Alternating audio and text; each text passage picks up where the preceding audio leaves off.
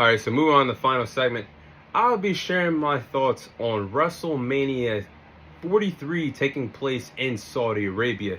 So the news broke out Friday afternoon, Friday evening. The WWE had a press conference in Vegas with wrestlers like Seth Rollins, Logan Paul, Stephanie Bakir, Charlotte Flair, Bianca Belair, and legends like Triple H, Shawn Michaels, and The Undertaker, all there accompanied by Turki Al-Sheikh as they broke the news that WrestleMania 43 will be taking place in Saudi Arabia in 2027. So my thoughts on WWE coming to Saudi Arabia for WrestleMania 43. Honestly, this is not a good look for the WWE. WrestleMania 43 should not be taking place in Saudi Arabia, and I don't think Saudi Arabia is deserving of hosting WrestleMania. And I'm not one of those guys that are saying that Saudi Arabia doesn't deserve anything, but for WrestleMania 43, I don't think they're deserving to be the host of the show in 2027. You have to have WrestleMania in big cities or in front of your greatest wrestling fans at this point, because that's what the fans deserve. You could have had WrestleMania 43 in London. They've been dying to have a WrestleMania. Your first WrestleMania out of North America should not be taking place in Saudi Arabia. You could have had it in New Orleans. I thought they were guaranteed to have WrestleMania 43 there in the first place when The Rock announced it. Now 42 is going to take place back in Vegas, which was a bad look. You could have had it in Chicago, Tennessee, with the Tennessee Titans new stadium being available 2027. Europe, I mean, WWE going back to Vegas for WrestleMania 42, then you take Saudi Arabia and you take WrestleMania Saudi Arabia in 43. This is a bad look, and it just shows that TKO is money hungry for the WWE rather than them caring about their wrestling fans. And the craziest thing is Turki Al-Sheikh is known for having big fights in boxing. Can you imagine how much money they just poured out to have the Royal Rumble there in January? And WrestleMania 43, you're going to see a lot of old wrestlers come back for one big payday. Guaranteed. They're going to be a part of the card, or they're going to be wrestling. I'm talking guys like The Undertaker versus Gunther at WrestleMania 43 is actually a crazy prediction to happen. Shawn Michaels coming out of retirement is a crazy prediction to happen. Stone Cold Steve Austin coming out of retirement is a crazy prediction to happen. And all these things aren't off the table because Turki Al-Sheikh and Triple H want this to be the biggest WrestleMania of all time.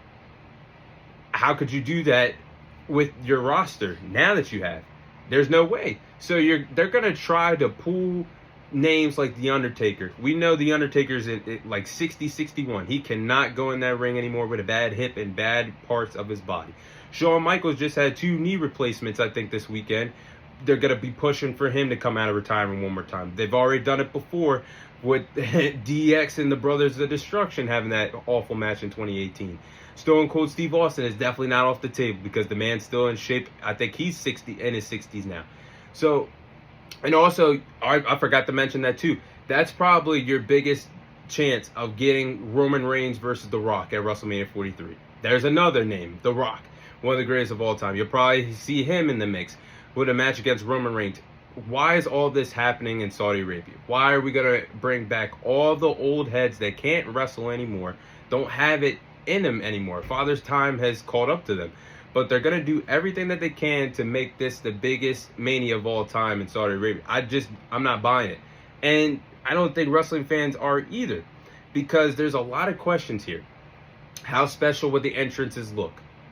I mean, Mania is all about the attraction. It's all about, it's basically the wrestling Super Bowl. It's all about the attraction.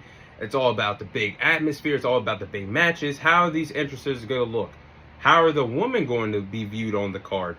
Because they can't do their special attires for this WrestleMania. And we all know how it goes over there with the women. Will this affect women's creative attires for WrestleMania?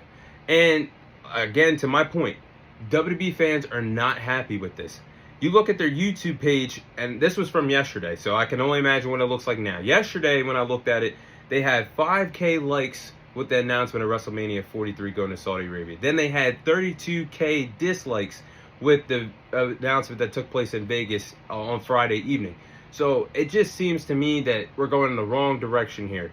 I thought since TKO and WWE partner with each other, we know TKO also works with the UFC as well.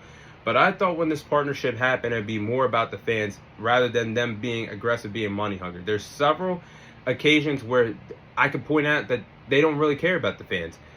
You're going too far with increasing the ticket prices. The company is heading in the wrong direction for this. And they're heading into a crossroads very soon.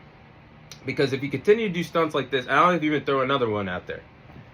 For people that are new, I live in the DMV area, but John Cena's final match, his final farewell match, is not going to take place in his hometown of Boston, Massachusetts. It's going to take place in Washington, D.C., because D.C. outbidded Boston, Massachusetts. And how does that work with John Cena's from Boston?